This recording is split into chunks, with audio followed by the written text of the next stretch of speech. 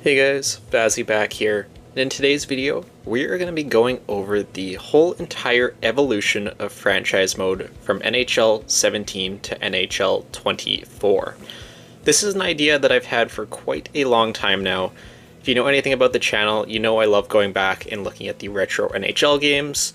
We've been doing this series on the Xbox 360, going through each of those games and just kind of checking out what they had to offer. Today's video is going to be very similar to that, but instead of just looking at the whole game in general, I'm going to be taking you guys through each of the new features that was added to franchise mode in that each particular game. So we're going to go through, I'm going to walk through all the new things added year to year. I have a pretty good list of everything that I think was added in each game. You'll have to apologize me if I do miss a couple of small things, but I think my list is pretty complete here. Done a lot of research for this video, and I think I have everything. So I'm going to go over all the new features, everything like that, show you guys how they worked, and I'll kind of give my thoughts on, do I think they're implemented good? Do I think it was a decent year for franchise mode that year? And then I'll give a rating out of 10. That way we can kind of see, the ups and downs of the recent years when it comes to franchise mode. I will say one thing before I get into it here. This is going to be a very, very long video, especially to what I normally put out on the channel. So definitely give this video a like. I know I don't ask for that all the time, but ton of time, ton of preparation, ton of research has gone into this video, so that would definitely be appreciated. But with that all being said, let's jump into the review, and let's start with NHL 17. So the first game on the list here today, NHL 17, the big feature added to this game was owner mode.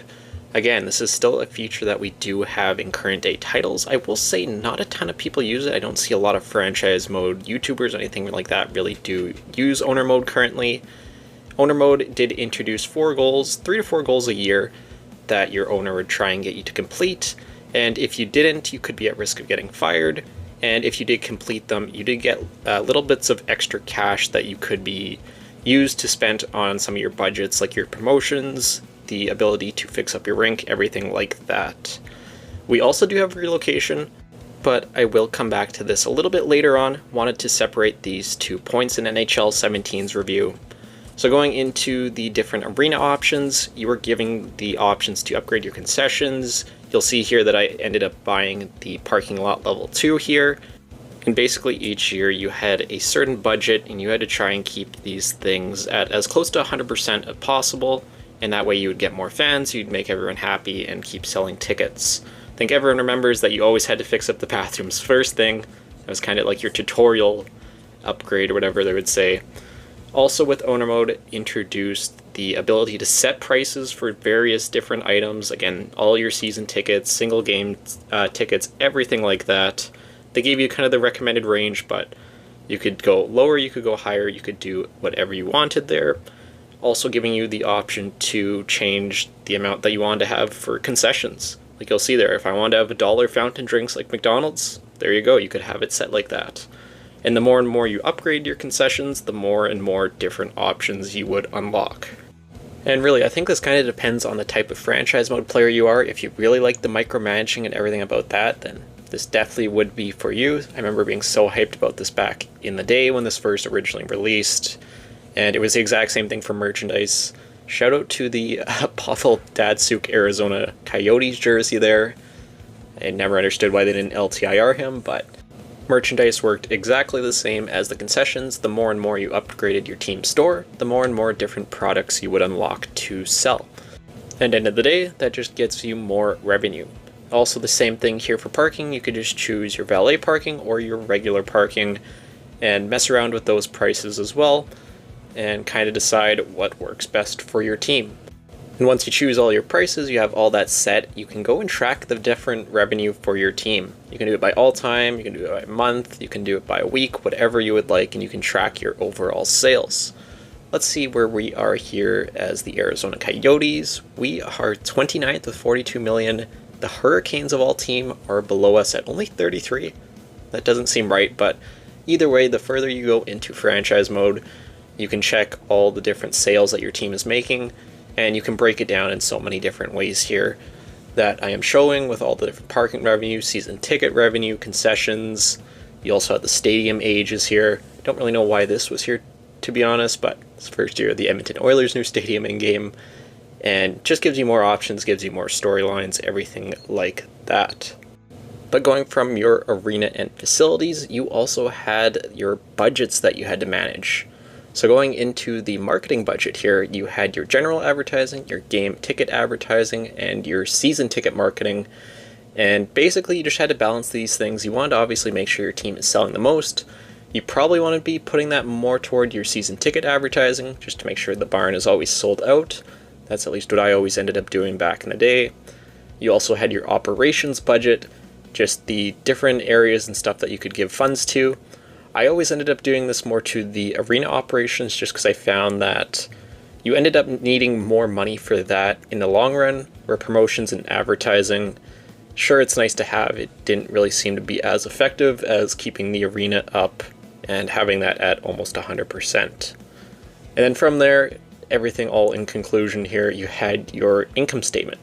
So basically you just see all the expenses that you currently are occurring, and then you see all the revenue that you are bringing in.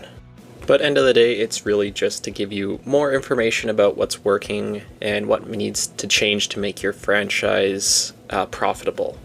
So that's more or less everything in the budgets. Have one last thing to look at here in owner mode, and that is setting different promotions. So NHL 17 allowed you to select different games. You could do a variety of different giveaways. You'll see I already have a few of them set in the calendar here. But let's just go with the Toronto game here. Let's do a Max Domi bobblehead giveaway. Why not? And then you'll see it gets added to the schedule, and it'll make it more likely that people will actually show up to your games and buy tickets, hopefully giving you more revenue. Of course, each of these giveaways do come with a cost, so you do kind of have to see if it is going to be worth it for your team to end up scheduling that giveaway, where if you're a team that's already selling out, maybe you don't need to have as many giveaways. But if you're relying on that, then maybe you need to have a few more of those throughout the year. And really, that is what owner mode was more or less in this game. The only other thing that we really have to look at when it comes to NHL 17 and what they added was relocation. And for the day, this was huge. So I have it just set to auto-accept relocation. So obviously we are using the Coyotes, who did just relocate this year. We did get approval. You had the various list of different cities and stuff that you could go and relocate to. Again, I'll just scroll through this list, but I remember seeing this in the trailer and being so hyped up about this. It was unlike anything we had ever seen in NHL games for a very long time at this point. Obviously you have Vegas there before they were in the NHL officially. But they really did give you a wide variety of some of the biggest markets here in North America that you could relocate to. Obviously Salt Lake City here, that is what we'll be doing here. Again, I'll just go and scroll through the list here quickly. You also have Seattle there before they were in NHL, I want to say NHL 22 they were added, something like that, whenever they actually came into the real NHL. But once you find your city you're going to relocate to, you have to go and negotiate with the city. So again, they're going to have different things that they want to get out of the deal, and you're going to have different things that you want to get out of the deal. So I actually thought this was really well done. Really, there's only so much you can do, but I'm just glad they gave us an option to really negotiate with the city, and there you go. A lot of our terms have been accepted, but they don't want to fund 70% of it, and they also want a little bit more of the game day ticket revenue. So you can come back, you can give them a counter offer, and you'll see that now it is just the public funding issue, which now in modern day stadium building seems to be a very common issue. So there we go. We ended up meeting our negotiations there with the city. You can request time to think, you can back out of the deal, or you can complete it. So in this case, we will complete it here. We are currently the Salt Lake City Aces. I'm going to go and create a quick Utah team here. I'll just show you guys all the options. Also logos. I don't really know if they added anything in this year's game when it comes to logos in the creation suite, but I will scroll through it here quickly for you guys. I actually do see a lot of the older logos. I think a few of them have been taken out now, but I think it's more or less, yeah, it's pretty similar to what we have in nowadays games anyways. So that's kind of more or less what we had in the creation suite at that point, and in further years we will get more and more options. Again, you can kind of argue the quality of some of those options, but it is always appreciated having them in there. Hopefully in future years we can get custom images, but that is just a want of mine.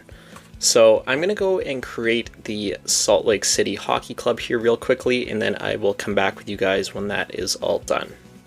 Alright, so the team has been created, and I think it's almost exactly what I have set for NHL 24, so it's funny we have very similar options here when it comes to jerseys, logos, everything like that. Like I said, we already kind of went through that. There's a look at the logos. The team jersey, I only made the primary one. Again, we're never going to actually see it, that's just because I was kind of bored and I wanted to go through the creation suite here. One thing I want to note is this is actually before they added what zone you're coloring, so it's kind of hard making the jerseys when you don't actually know what color is assigned to what part of the jersey, but that's just a side thing that I found here in the creation zone. Quick look at the arena, which from the research that I found was actually the first year that we really did have create an arena. Wasn't in the franchise mode trailer itself, but did also want to mention it in this video here today. So now we are finalizing the relocation. We are going to be moving to Salt Lake City here in the next off season. So for this year, the Arizona Coyotes will remain intact as they always have been, but in the following summer, they will move to Salt Lake City. I'm going to sim up to that point here quickly, and then we can take a look and see what happens. So we got some bad news here. I simmed up the whole season here with Arizona, and we actually ended up getting fired. We ended up failing all our goals. I thought just for one season would be fine, but ended up getting fired here. So we have to find a new team. I think we're going to probably go with Toronto there. We will take over the Leafs here, but we can kind of see what happens in the relocation process. Let's see if they have moved as of yet, or if they are still the Arizona Coyotes in game. So go to the entire league here. Let's go find Arizona/Salt Lake. And Arizona is still a team at this point, so I'm guessing it probably changes closer to the draft. I don't remember exactly when that is. So let's get up to the draft here. We have our Stanley Cup champions, our salary cap for next year. Continue on the simulation here. We have the draft lottery. And where is the relocation screen? And there we go. The moving tracks are being packed up. They are on the move to Salt Lake City. So there you go. Now that just makes it official that Arizona is no more and Salt Lake City is taking over. Again, we'll take a look at everything here in the draft just so you guys can see that that change actually has taken place. Alright, so we're in the draft. Let's go look for... There you go. There's the Salt Lake City Hockey Club. Got the new logo. They're picking number 8 in the draft. You can look at all their players. Again, they just get everyone from the same team that they previously had before. And draft picks, everything is just renamed now to the Salt Lake City HC. So everything working basically exactly out as how you would expect it. We will sim the rest of the draft here again. Doesn't really matter. I'm just showing you guys the relocation at this point. I'm actually kind of curious. So now if we go and relocate the Leafs, I just have it set as on, so it wouldn't be this easy normally. Will we be able to either bring back Arizona or bring back another Salt Lake team? Let's find out. So so it's just Atlanta. So we cannot bring back Arizona. It doesn't replace that option, unfortunately. And scrolling all the way to the end here, there is no Salt Lake City. So it is good to see you can't just go and relocate every single team in the NHL to one city. That would be kind of funny, but it is good to see that they ended up thinking of that scenario.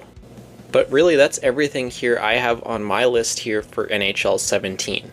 So breaking everything down, again, we have to look at this in a certain light as well. The developers don't get a ton of time, they don't get a ton of resources, especially when it comes to franchise mode. So looking at owner mode, looking at relocation, has it affected the series in a long-term way, and has it been a good effect? And I'm going to say yes to both. And again, I don't see a ton of people playing with owner mode in current days, but really going through everything, they did do a pretty good job at making it really thorough, and honestly did not too bad of a job with it. Again, just anything from the arena management, all your different goals, having the budgets, having the promotions. Again, it totally depends on what type of franchise mode player you are, but just to be able to have that option I think is nice.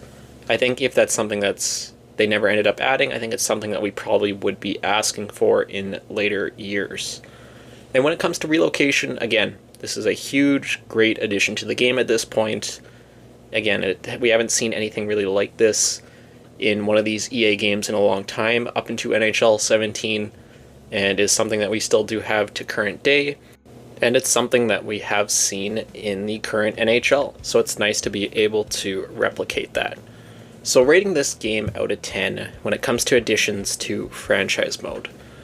Honestly, I'm going to go higher than a lot of people would expect. And I'm going to go with a 9 out of 10. Again, that might be a bit of a controversial take, but comparing it to current day games and what has EA added in really since, NHL 22 to 24, these are two really big features and anything compared to that. So really, you can argue if you like these features or not, you can argue if you think they're well done or not, but I don't think you can really argue that they spent a decent amount of time in franchise mode this year and did give us some considerable updates. So that's everything I have for NHL 17. Let's move on to NHL 18 to see what was added. NHL 18, the game that was featured with the expansion draft. So this was obviously due to Vegas coming into the NHL.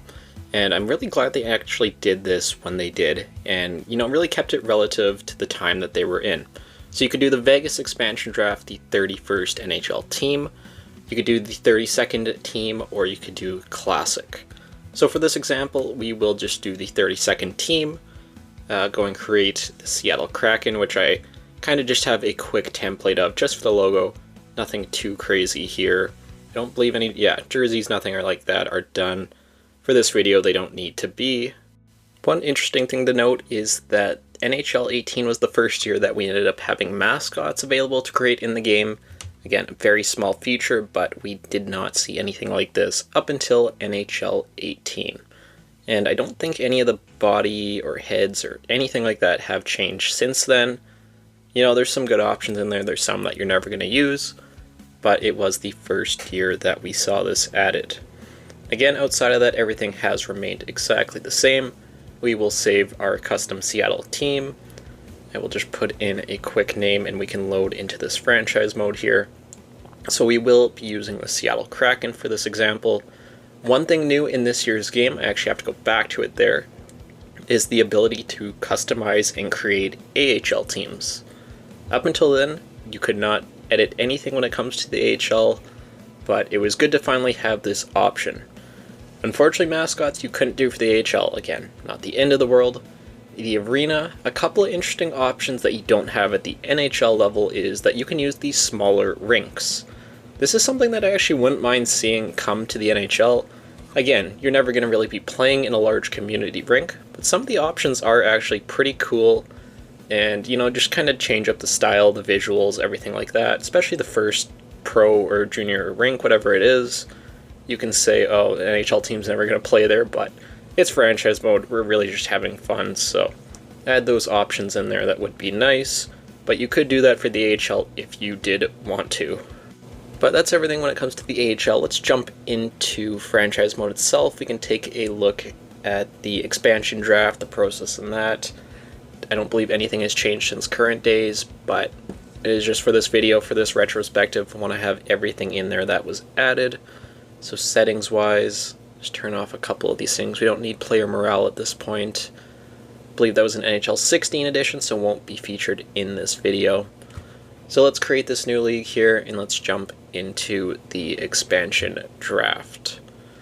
So the game is loading in here, and there we go. So we can advance to the expansion draft, or we can start this whole process. Just giving you notice that you are a new team, and you're going to be drafting here shortly. You have your draft lottery results still, just like always, showing where your new team will be picking. And then you can just begin the expansion draft. And again, if you guys have played any of the recent games, watched any of the YouTube series out there, almost anyone now does expansion drafts. And you see that quite often, and it's because it's a really cool feature. Again, I'm glad they did this when Vegas was coming into the league, so they really did capitalize on the hype of them, coming in finally. Shout out there to Corpusala, who was always the super. overpowered pick in these games. He had the medium elite potential and would grow like crazy, but looking back on this is something that, I think myself, I'm sure if you guys were playing these games back in the day, you've done quite a few expansion drafts to this point. Again, we'll just auto draft for now. And then it just kind of gives you a recap of everyone you selected from each team. Just see a quick breakdown of it. And yeah, nothing too crazy there when it comes to expansion, but there you go. You have created the 32nd NHL team. That was the huge selling point for this game, that they finally added this in. Again, I'm going to wait to give my whole overall opinions on this game until we get through all of the features, but yeah, nothing but positivity here from me. I'm sure a lot of people watching this video are going to be like, oh, there's going to be a ton of negatives here of, what they didn't add, how nothing was really ever changed. But, EA did have a couple of pretty good additions, especially a couple of years back, and this being a major win. So there's a quick look at the expansion draft process, but let's continue on with the new features added into NHL 18, one of them being at the NHL draft. Again, this one I don't think I'm actually going to be able to really show and get video footage of, but I have written down here that top-end players were a lot more NHL ready, at least when it comes to the top 5 than previous year's games. And I can't really show it here because, yeah, it is all real players at this point, but, the later and later you get into franchise mode and you have those computer-generated players, when it comes to the top of the draft class, you're going to see guys that are, of a higher overall, that are going to be closer to making the NHL lineups, which you do want to see at the top of the draft class instead of being a 60 overall and being, multiple years out. So that was another new feature added to NHL 18 at that point. I have one more thing on my list here for this year's game. Have to get up into free agency to show you guys. And that was the addition of contract extensions. This was something that was missing for so many years to this point, and was something that I think a lot of people have been asking for. But as a guy that has 1 year left on his contract, you can finally extend that. You don't have to wait until the draft and till the re-sign stage to be able to hammer out that contract with a player. You could do that a year out, I guess it was January, whatever it is, if you signed a 1 year deal. You wait up until that point and you can offer a player an extension, and it just gives you a better ability to really see who's on your roster. You can kind of plan it out a little bit more, and was just a huge positive once again. This is things that probably should have been in the game for, a while at this point, but it is good to finally see them, getting added into the game at this point. As you'll see, Cam Ward accepts his 8-year contract with us. Devontae Smith-Pelly accepts his contract with us. And yeah, it's just something that we see all the time in the real world NHL, and it was very good to see them have it added in here to NHL 18. So I actually do have one more thing I did forget on my list here, and that is I wanted to show you guys the expansion draft, but not as the team that is expanding. So the computer will be the expansion Seattle Kraken in this mode, and we will be controlling one of the other 31 teams in the NHL. Alright, so I have a new franchise mode set up here. We are the Tampa Bay Lightning in the expansion draft here with the 32nd NHL team. So this made you submit a protection list. This was really cool back in the day, as it kind of introduced no movement clauses. The unfortunate part is this is the only part that you'd actually ever see these no movement clauses. I remember at the time everyone was seeing this screen and being like, oh, so it's going to be in the rest of the game for sure. But up until this point, we have not seen no movement clauses added into franchise mode, which is something that I've wanted to see for years. Have it in all my wish list videos. But technically this is the first appearance of it in the franchise, at least in recent times. But just going through everything here, you had to submit your protection list. You'll see the two various options there below. And yeah, you just fill up 7 skaters, 3 defensemen, a goalie like I have here currently. And you can submit that so the computer can no longer submit any of those players. So we will submit that protection list. Again, the draft lottery screen, and we'll see who the computer takes. And the Kraken have selected Jake Dotchin. At the time, he was an alright defenseman, probably more of a 7th at that point, but now you can go into the contracts and you can see more or less who they had selected from each and every team. So go into the Kraken again, It's the exact same thing, it's just the computer doing it instead of yourself. So, it was pretty cool that you had that option as well. It wasn't just that you had to do the expansion draft, that the computer was programmed to do it as well. But really, for NHL 18, that's everything that I have on my list when it comes to new features. So what do I think overall of NHL 18 when it comes to, the quality of changes that was added? And I'm going to be pretty positive once again. Like, contract extensions, again, that goes throughout the whole mode, whether you're playing the expansion draft, whether you're playing with owner mode, whatever it is, you're always going to have contract extensions after this point. So that was good to see that throughout the mode, but other than that, you didn't really see a ton of changes. Obviously, the big one being the expansion draft, which you may or may not be doing. Like, if you were never doing the expansion draft, it's going to more or less be the same franchise mode to NHL 17. But with that being said, the expansion draft is something that, current days, like I'm saying, a lot of different YouTubers, a lot of different people still use this feature regularly. It hasn't been changed at all, but it's because it works really good the way it was intended to. So overall, out of 10, I'm going to go with, a solid 8.5. Again, you can really tell that the effort was really put into this year's game, and they actually did spend some time, in the development stage, which you can't really always say for all these sports games years to year, which we will be seeing in a couple of years' games, but, I'll save that till we get to that point. But that's all I have for NHL 18. Let's jump ahead to NHL 19. Alright, so up till NHL 19, this was a very big year for the EA NHL series, and really this year and next year were pretty big, so let's get in to see what this year had to offer. And the big thing being scouting. This was the first year that you could hire, fire, assign, move around, do whatever you wanted with your scouts. You had amateur scouts and pro scouts that you could send out all over the world as shown here. Each scout receiving a different rating for each different region. And like I said, you can go in, you can fire scouts, you can hire scouts, you can move them around, you can do whatever you wanted. If you want to have them just go and scout certain players, you could do that. Again, like I'm going to go in here, just move a guy to the AHL Pacific. If you wanted to scout someone specific in one of those teams, there you go. You move them to that region, you can assign them to that player.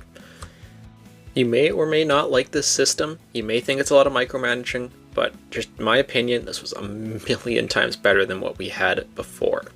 And when you had the scouting, you also introduced the new Fog of War, which made that scouting very, very important, especially in this year. So basically you had to look for your player types, you had to look for all the individual stats, you had to look for the overall, the trade value, the potential, anything like that you more or less had to go and send your scout out for.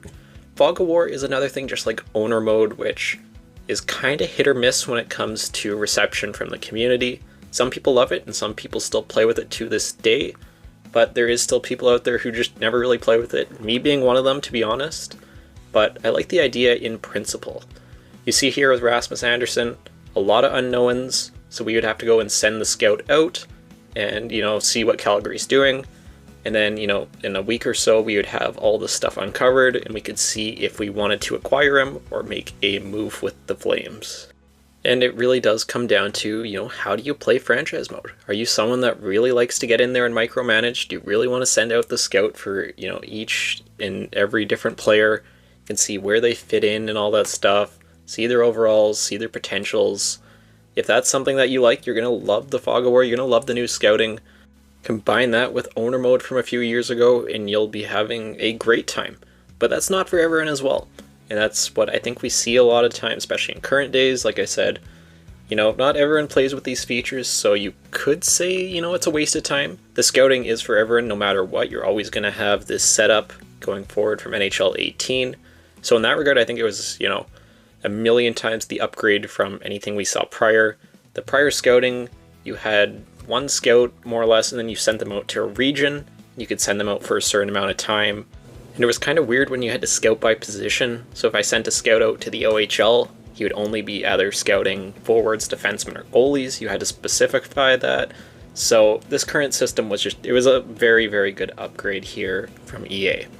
Also, when it came to scouting, your players could retire and become a scout. again, this is something that I actually didn't even really think at the time they were going to end up adding, but it's just one of those cool things. You can make it into a storyline.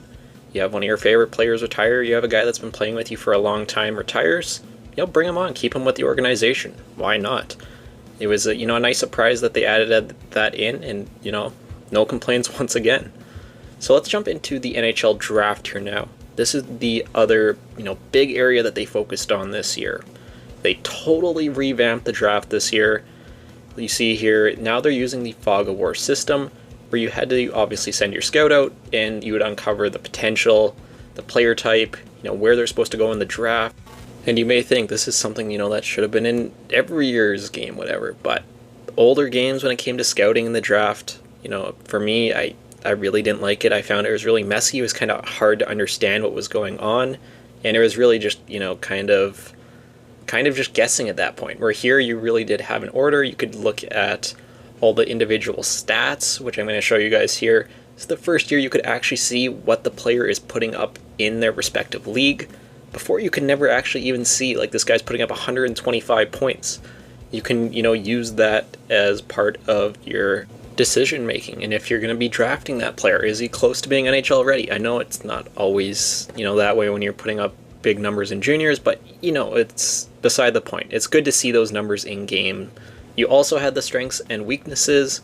You don't really factor this in later on into franchise mode. Same with the personality, same with the similar style. It's nice to have, but later on into franchise mode, you don't really ever see this, or it doesn't really matter past the draft. But it's kind of cool. You can add it into your storytelling.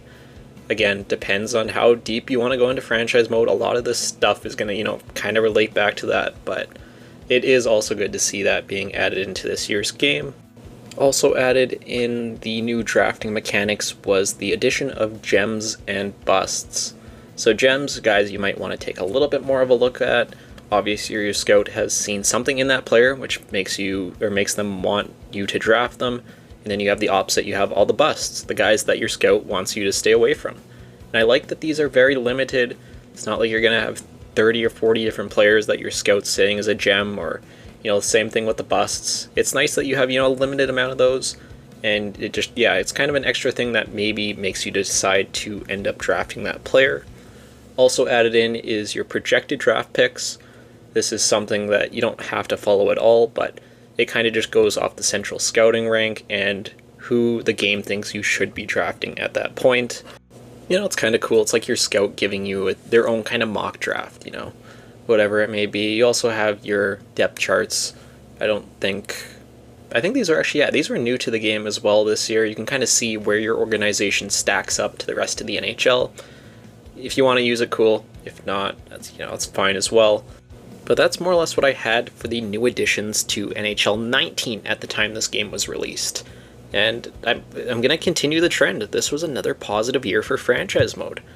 Especially with the scouting, especially with the draft. You can really see that, they were kind of picking one aspect of the game, every year, and focusing all their resources into that. It would kind of be a little bit disappointing if, maybe they only did the scouting or they only did the draft. You kind of feel like it's almost like a half-done experience at that point. But the fact that they were able to add both of these into 1 year's game, a 1 year cycle, limited dev team, limited resources, I think this was another really positive year for franchise mode. Again, I'm going to probably go with a 9. I know you guys might be surprised once again, but I think it really shows that they did actually put some decent time in these prior years.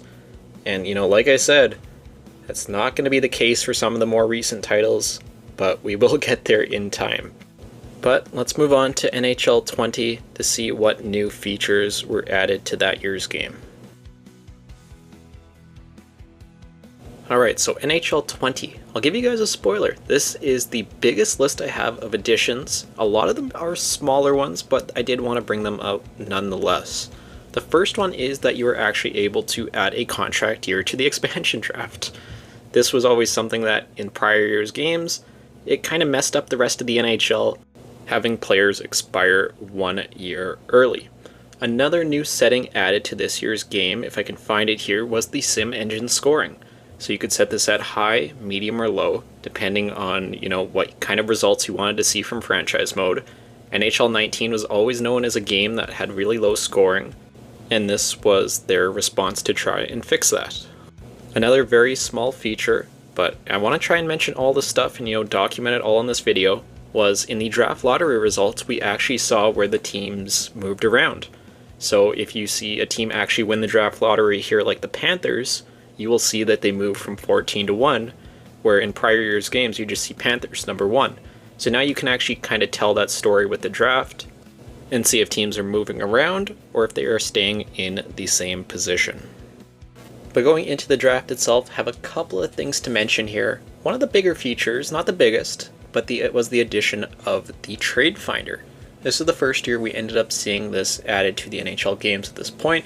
So basically you could select any player on any team, your own or on other different teams, and you could see what trade offers are out there for him.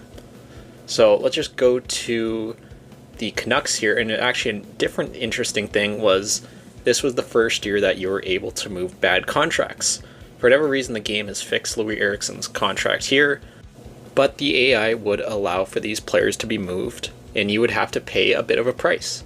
So just trying out the Canucks here, it doesn't seem like there is any offers, unfortunately. I can try and look for someone else here, see if I can show you guys the example or not. Like, let's try Cody Eakin here. Again, no trades found. You kind of see this with the modern day Trade Finder as well, where you don't always find offers for players, which is kind of frustrating a little bit. But it was nice to actually be able to move these players, where before, if you're, offering a bad contract and 4 first-round picks to another team, they never would take it. So that was something changed in this year's game. Also, just, the Trade Finder in general. Can't find any of these players that actually need to be traded here. Bure Boulay, there you go. So put him on the block, and then you can kind of see what other teams are offering to you. And then, you can just choose the best result. You can obviously back out. You can decline the trade, accept it, whatever you want to do. So we'll just accept it there for Casey Cizikas. And, this is something just if you want to save time, you don't want to go through the whole NHL, you want to just see what other teams are offering you for a certain player, draft pick, whatever it may be. This was just a quick way to do that. Another one of those small quality of life changes here that NHL added in this year's game was the lowering of goalie trade values. So if you played any game up until this point, you go to the 5th, 6th round, whatever it is in the draft, and you draft a medium elite goalie, and you can more or less go and trade that for top 5 pick in any year's game. This year, they finally decided to go in there and lower those goalie trade values.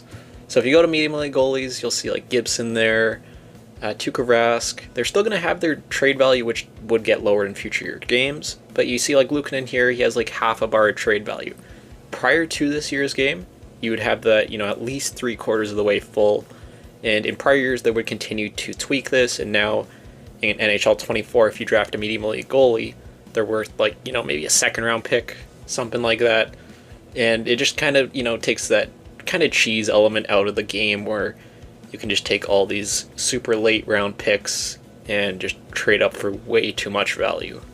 Another small thing here added at the NHL draft was the ability to finally trade expiring contracts. So I'll go in here. I did have the contract year added on, so I might not have a ton of pending UFAs. Tanner Richard. So let's just go and send him to Anaheim. In prior years, if you're a UFA and you only have 1 year left on your deal, the computer's always going to say no to your trade.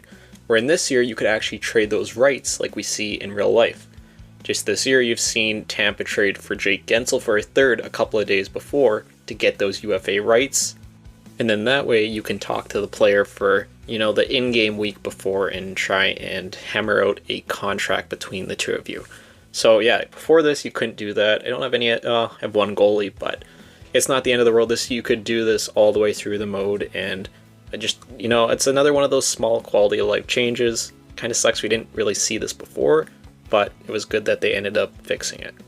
Another small thing added into the trades was this was the first year that we had exempt contracts. So this was something that, kind of just helped out with your 50-man roster. Before this, players and prospects would get cut a lot more. They still do in current games, but having those exempt contracts definitely did help out a little bit more when it came to the AI cutting players. And I think it's the last thing I have here in regards to trades, and this was the first year that we had trade alerts in game. The blockbuster trade alerts, pop up normally around the deadline, sometimes throughout the summer or the draft. Just basically shows you any of the big action going around the NHL. This example here, I don't really think it's the biggest example, and I don't really know how they were tuning it at this point. I wouldn't consider Brendan Dillon going to Nashville a blockbuster trade, but that's just me. This was the first year that we saw it in an NHL game. And last small feature I have to talk about here before we get into the headliner of this year was the ability that we could finally substitute in alumni teams into franchise mode. So any of the teams here, all the alumni, were finally playable in franchise mode. A lot of people asked for this in NHL 19 when the alumni were introduced, but unfortunately those players weren't assigned to teams at that point. This year they finally were, and just kind of fun for simulation. You could do whatever you want and just mess around with it. And then the big feature here that I'm sure a lot of you had been waiting for, at least when it comes to NHL 20, was the addition of coaching. This is the first year that we actually had the coaching staff in game. Worked very similar to the scouts added the prior year. You could fire, you could hire, you could demote, you could promote any of your different coaches here on your staff. And each coach had a different, teaching speciality. You had your generalist, you had your forwards, defensive, and your veteran coaches, I believe. Those are all the different styles that we still currently do see today. You obviously have your coach morale, want to try and keep him happy. You have your coaching record. A lot of people ended up using this as more or less kind of a record book. If you find a really good coach, you keep them all the way through your franchise mode. It was a way to just kind of tell how you had done over a certain period of time. Also kept track of all the awards, any Stanley Cups, President's Trophies, Jack Adams Trophies, or Calder Cups. And then most importantly, you had your coaching scheme, and it just showed where players worked best in different parts of your lineup. And this would change depending on where players were playing. Hedman was low there. I'm assuming he's first pairing. You would move him down to the second, he might be better. You also had just all the different strategies, the different lines, and what this coach likes to roll out. And then just like I said with the scouts, if I really wanted to fire this guy, he's an A-rated coach, I'm not gonna, but you could fire him. You can go in there, you can see who's available on the coaching list, and you could hire anyone here. The really main downside I kind of found when this was introduced was that you couldn't turn it off, which at first I wasn't a big fan of. And then secondly, that there's unfortunately no real NHL coaches, which still is true to current day. Again, just something licensing they don't have, but it still does kind of suck nonetheless. And then again, you can just kind of see with the line chemistry, players are going to work better on different lines. When this first came out, you wanted your playmaker, you wanted your power forward, you wanted your sniper. That would be the best case scenario to getting you a +5. This would continue to adapt with the introduction of X factors, but we'll save that. It is coming. But you could just kind of mess around, see where players work best in the lineup, everything like that. Defensively, you always wanted to have your defensive defenseman playing with your offensive defenseman. Two-way defensemen, unfortunately, could not get a +5, even if they had perfect line chemistry with both of those players. Max you would get is a +3. So you see here Sergachev and Ruda, they are getting a +3. Sergachev has the perfect line fit, but he is a two-way defenseman, which is going to be holding him back a bit. And with coaching being introduced, you also had your coach conversations where, every now and then, if your team's playing bad, your coach might come to you and be like, oh, I need to, or you should be acquiring, more of a veteran presence for this team. And then you can either promise him that, you can try and persuade him, or you can just, I think, straight up say no. And, it impacts the morale system. You want to keep your coach happy, you want to try and continue to agree with him, but then you also do have to remember your GM duties and, kind of decide what is best for the team. But that is all I have here for the new additions to NHL 20 at the time this game was released. And again, I think everything here is pretty positive. Like I said, this was the list that I had the most different changes that I could find in an NHL game here of the NHL 17 to 24 that we're looking at here today. A lot of them are smaller changes. Like I said, there's a lot of, stuff around the trades. You're adding your blockbuster trade alert. You're lowering goalie trade value. but they are small quality of life changes. With the coaching being introduced, I think this is another really solid year for franchise mode. And, honestly, if I'm going out of 10, I'm going to go another 9. I'm almost tempted to go a 9.5. This was really, in my opinion, the last really substantial year for franchise mode. And really, of all the games that we're looking at here today, I think this is the one that, in my opinion, introduced the most, just the best changes in quality of life improvements overall. But that's all I have for NHL 20. Let's move ahead to NHL 21. NHL 21. The big feature in this year's game was the addition of the trade deadline minigame. Also seeing the teams now rebranded as sellers, conservative buyers, or buyers. Obviously, previously this was either, rebuilder or champion, whatever it may be. But the trade deadline minigame, this was more or less what franchise mode's selling point was here in NHL 21. So let's jump into it here. Again, I'll just be a buyer just for the sake of it. And let's enter the trade deadline. So when you enter, you start at 6 in the morning and you run till 12 noon. First entering the entering the trade deadline, you see the top 10 players available. You also can just sort it by available, see everyone. You can see all the sold players that already have been traded in this mode. And then you can see anyone who is now off the market due to a trade. Also, you can just sort by teams and see who everybody has on their trade block. Also, at the bottom there, you have the trade alerts as everything is going down. You can see all the teams making all the different moves. Doesn't matter if it's big or small, it will show it down there. And then you also see, the different stats around the NHL. You can see the leading scorers. You can see all the divisional standings and just get some cool information that, you may or may not use when it comes to trading for a player. And really, this was really, really well done once again. Like, looking back on these games, I have a lot of positive things to say, and this is kind of, more of what I want to see going forward. Add in a free agent frenzy minigame. Add more stuff like that. Currently, it doesn't feel like they're putting any time into the current games where, back from NHL 17 to really 20, even, 21 to a degree here, you kind of see where there are some resources actually being put into the game. So also here, trade values, everything like that has been revamped. See a lot of players here with a lot higher trade value, especially those elite players. And I wonder, is this the year that they ended up going and revamping the draft pick trade values? Let's take a look at that. No, I don't think it is. It must have been the next year. It must have been NHL 22 where those were lowered. But the NHL trade values for players were definitely changed. I remember at the start of the year, this was super broken. I think in Tactics' franchise, one time he had Sam Gagner on a cheap deal. He put up like 50 points and he had like max trade value. I'm pretty sure that was his game, and it was like super, super broken at first. And another thing added in here, which seems like a small addition, and it should have been in there years and years before, was that teams would actually retain salary on players. And this was mainly when it came to the NHL trade deadline, but let's just go here and try and trade for Buff. He was always a free agent in this game for whatever reason. They never lowered him, never took him out. But that's beside the point. Now, you could actually go and trade players and retain the salary on them. I don't know why this was never in prior years' games, but you could add so many first-round picks on top of players, and they would never retain the salary. And if they did, it was just a stupid amount. But now, this was the first year that they were, kind of lenient at that. Especially at the deadline, if players are on a pending contract. Why not retain some salary, make a deal go through? We see this happening all the time in the real NHL, especially 3 teams, retaining salary. We don't have that currently in games, but, at least one team is finally retaining some salary. Then also just in the trade deadline minigame, again, you could see the projected picks, the depth charts. You could also see just a screen with all the trades that have gone down, the total summary.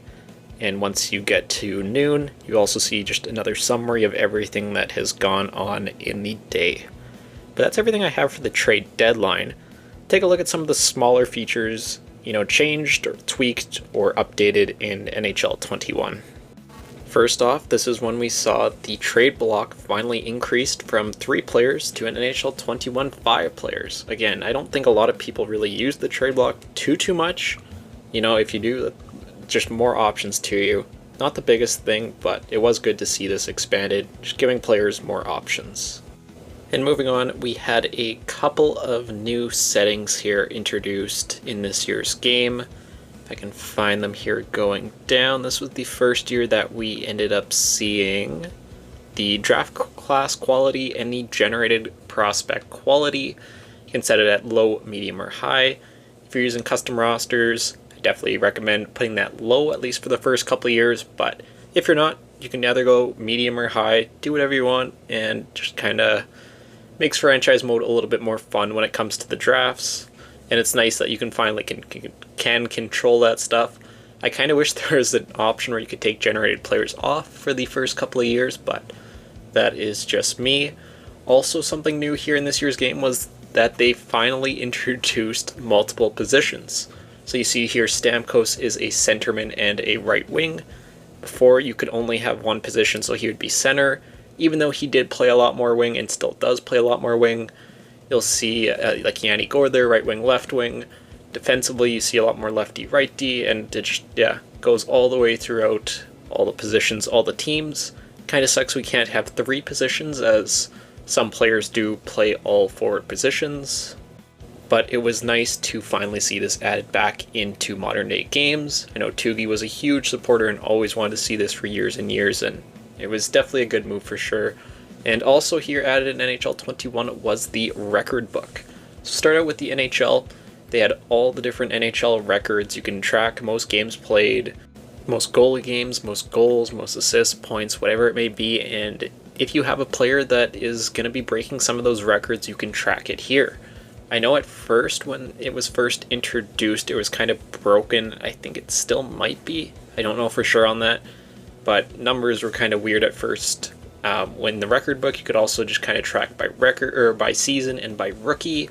And then going to the NHL side of things, we had similar options. You can see all the best franchise leaders in points, goals, assists, games played, penalty minutes, shutouts, wins, whatever it may be here. They did give you a decent amount of options. You can see who is currently holding those records. You can see the all-time records. And similarly, you can see it just if you want to break it down by season, you want to break it down by your rookie records, see if anyone's going to break those. You can do the game records. This is always really cool, especially if you're an expansion franchise and you're just coming into the league. Basically, anything you do in that franchise mode, it's going to be your history. You can keep track of it. You can write those storylines if you want, and just, have more fun with the game. And it's something we probably should have had a little bit sooner, but it is, another one of those additions that was finally good to see come to this year's game. And that's actually all that I have here on my list for new features that was added into franchise mode in NHL 21. So overall, it was an okay year for franchise mode. I think comparing it to the prior, at least last 2, I think it's definitely a little bit lower. You're still seeing, a decent amount of nice quality of life changes. The trade deadline minigame was really, really cool, and it was very, very well done. I think if I'm looking at franchise mode as a whole this year, I'd probably go a 7.5 out of 10. It was a decent year for the mode itself, but I think unfortunately this is really where we started to see the decline of franchise mode. So let's move from NHL 21 into NHL 22. So here in NHL 22, starting with the expansion draft. So this was the year that Seattle ended up coming into the league as a team. So it gave you the option of redoing the Seattle Kraken expansion draft.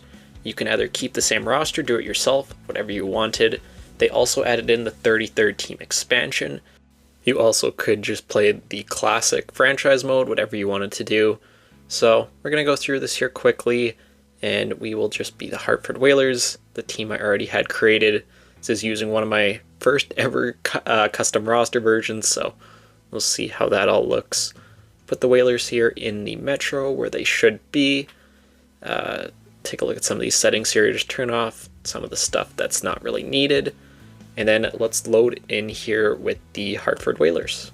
So the expansion draft works exactly the same as how it was when it was introduced in NHL 18, but that is not what I really want to take a look at here. So let's begin the draft, and let's just go. I think Colorado or Chicago. Yeah, Colorado has a couple of players here for sure that have X factors that are available. I remember Samuel Girard was always available, so we'll just take him for now. We can finish off this draft, and that the big thing here was this was the first year that X factors were added into NHL. X factors have been, loved and hated throughout the community. I think when it comes to franchise mode, they're honestly fine. Is a decent addition, but now each player can have a variety of X factors. You have your zone abilities and you have your superstar abilities. But let's actually go in and edit a player here. Take a look at everything X factors wise. And again, I was kind of debating actually even putting X factors in this video, as they're not a franchise mode exclusive. You see them in every aspect of the game, from Hockey Ultimate Team to EA SHL. They are in franchise mode and they do play a pretty big role, which is why I do have them included here. So you have just a ton of different, X factors that you can either make zone abilities, superstar abilities, depending on what the player is good at. And it can kind of make players just, feel different if they throw a lot of body checks, if they're a really good passer, they put up a ton of assists, whatever it may be. You can finally create some of those differences between players, and you can assign them X factors. I think we all know this. They've remained the same, with a few slight additions in the next year's game, NHL 23, but other than that, X factors have remained the same since they were implemented. Then another small addition here added into NHL 22 is, since they acquired the IIHF license, they now are finally able to add in the logos for, Russian prospects. You had the Team Russia logo. For the Americans, you had the USA logo. I wish you could edit these. You could make some teams out of these, even just for my World Junior builds that I put out every year. It'd be nice to actually be able to use these logos, but it is just a small thing that you'll see now beside players when they are getting drafted. And then last thing in franchise mode itself was the addition of X factors actually, impacting the line chemistry. So coaching, line chemistry, everything like that was added in NHL 20, and it was just based off the sniper, playmaker, power forward. That was the magic formula. But now, since X factors were introduced, that made a lot more of an impact on the line chemistry and if you were going to actually get good chemistry. So looking at it here defensively, Chernak and Muzzin, a defensive defenseman and a defensive defenseman that normally would never work out, they're getting a +5 there on the top pairing. So it just shows that in this year's build, that X factors definitely changed that. Interesting that Samuel Girard there gets no chemistry on the top pairing, as he is offensive playing with defensive defensemen. But yeah, this is the first year you kind of see more factors influencing line chemistry. And then the biggest addition, at least in my opinion, for NHL 22, and it's not even in franchise mode itself, but that was the implementation of roster sharing. So I'll say this right now, if roster sharing wasn't introduced in NHL 22, and it just never got added to the game at this point, I'm probably not here making this video with you guys. The initial version I ended up putting out was under the Spins roster overhaul. I have a video actually coming out, kind of just taking a look and reacting to that in the future here. But this was the first year I ended up putting out rosters, and I got a lot of good reception, and I just kept going with it, up until now. But this was huge for the community. A lot of times, people, are out there like a Tugi, like a Tactics, like a Snipe and Score, like myself, that put in just, a ton of time on these rosters that people want to play with. Like, you see all the different options here. People are putting out KHL roster files. You see people trying to recreate Tactics. You see Olympic rosters.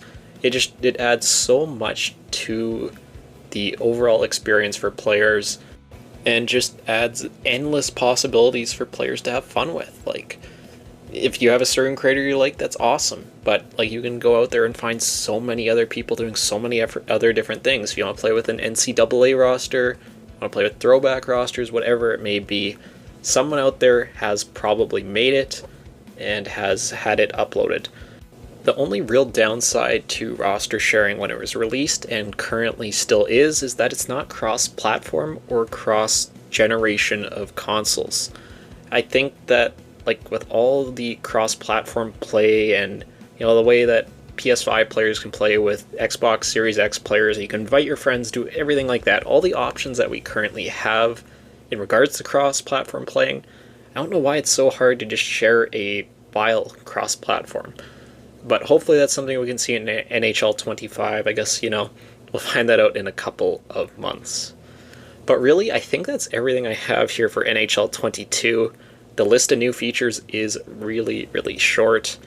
And honestly, I think I'm going to go a 5 out of 10. And the only reason it's even that high is just because of roster sharing. X Factors, everything, they're cool, but it's one of those things where it wasn't designed for franchise mode. It was just kind of implemented, and it really doesn't feel like they spent a ton of time in this mode at all. So just based on that, I have to lower the rating to, at max a 5 out of 10. And if it wasn't for roster sharing, it's probably like a 3. So that's overall my take on NHL 22. Let's move on to NHL 23. Alright, so in NHL 23, the big feature that they sold to us here in this year's game was the addition of custom leagues. This was the first time that we had seen this introduced into the series. You could have anywhere from 48 teams all the way down to the original 6, and it gave you just, a lot of options, a lot of ways that you could change the game in ways that we haven't seen it been able to be done before. You can change the amount of conferences, divisions. You can turn on or off inflation of the salary cap. You can just, mess around with the overall salary cap itself. If you want to have it set at, 39 million there, which it's the lowest at, you can do that. Same thing with max player salaries. You want to turn that down, you want to turn it up. You can really do whatever you want. Also, you can introduce like a round robin. You can set the amount of games in a season. I want to say the lowest is 20. Let's see here how far I can get it down. Yeah, it looks like 20 games is the lowest you can do. Yeah, you can also set the point format, so if you want to have wins worth 3 points and have that system in there, a lot of people want to see that in real life. You can do that. Yeah, you can set losses for wins if you really wanted to. You can turn on the wild card rounds, so you can have it like the COVID bubble. If that's something you want to do, you can try and recreate that, or just have that going forward for your league. Yeah, you can also set up, how the playoff format works with home and away games. If you want to have an aggregate, you want to have a 1-game series, you want to have just back and forth home and away, it allows you the customization to do that. That's one thing with custom leagues, it was done very well. It was a feature that I think came a little bit early to the series. And I just mean that as I think there's other features that maybe should have came first before custom leagues. It is really cool. Also here, when you're setting up your custom league, you can use teams from overseas, which you never were able to do before. Fortunately, we still don't have access to the logos. But if you wanted to run an SHL simulation in franchise mode, you can actually do that now. Also going in here, you can substitute out... Actually, let's see here. So you have the Liga, you have the Dell, the Extra Liga, National League, Ice Hockey League, and then you have the alumni teams as well as your custom teams. So going here, let's see what I have built. Just throw in the LA Kings, the retro logo that is getting brought back. You can substitute that in there, and you're just, you're free to mess around with the divisions. You can do more or less whatever you want here, however you want to have it set up. I will say, they did a good job with custom leagues, but like I said, I think it just came a little bit early for franchise. And you'll see here, it's kind of cool seeing, setting up a 20-game season with, 48 different teams. You're, playing 4 games a month instead of playing, 4 games a week in some cases. It's nice having those different options and stuff. But that was their big selling feature here for franchise mode in NHL 23. But moving on from that, they also did overhaul the presentation in NHL 23. And again, it's not something that's exclusive to franchise mode here, but I have so little to actually mention that, kind of have to include it in this video. So let's load into this game here with the Senators taking on the Lightning. So this is what I mean. We actually have national anthems in franchise mode. There's a lot of those cool on-ice projections, you have the glow sticks, All this stuff was added in this year's game. But really, it's just for, a couple of seconds at the start of the game. Unfortunately, wasn't anything too big. It was nice to see. I think it could have been elongated a little bit, and I think a lot of people have kind of wanted to see those entrances and, the pregame, everything kind of extended a little bit. Obviously have the option for people to skip it. But that wasn't the only change in regards to the presentation. Let me simulate up ahead here and we can take a look at the new Stanley Cup celebration. So after 10 or so years, this was the first year that we finally did get a new Stanley Cup celebration. It was the interactive celebration that they had been hyping up. So you'll see here, I have Gretzky. I now have the option of who I want to hand off the cup to. Obviously, it's not as in-depth as what 2K used to put out. You literally used to skate around with the player yourself. You had full control. You could go wherever you wanted. You could hand it off to whoever you wanted. You could kiss the cup and everything like that. So it's definitely not at that level, but, it's a lot better than what we had been getting for the prior years. As, that one had really been getting stale as we, when you have that in the game for so long with no change, that is what is going to end up happening. And, I hope you can kind of build off this in future years. Like, it's good having an interactive celebration here, but maybe try something, like 2K. Maybe, have free control of your players. Maybe extend it past 3. Again, if you want to skip the Stanley Cup celebration after 3 players, that's fine. But as someone who wants to go in there and hand off the cup to everyone, why isn't that an option? It's just different suggestions, different ways they could extend upon this and just make it better in the future. Would be nice to see. You still have your classic Stanley Cup photo here, as well as you will see they added in an extra graphic with the Stanley Cup, and you can see all the names on it. It was a nice touch.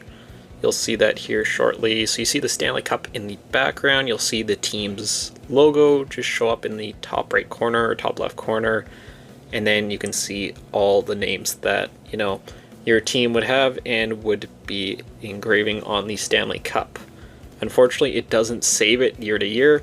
So every year you're going to be beside whoever was the prior year's game's winner in real life. So the Avalanche will be on there every single time to the left, as they don't save it, but it is kind of cool seeing your team's names engraved on the cup.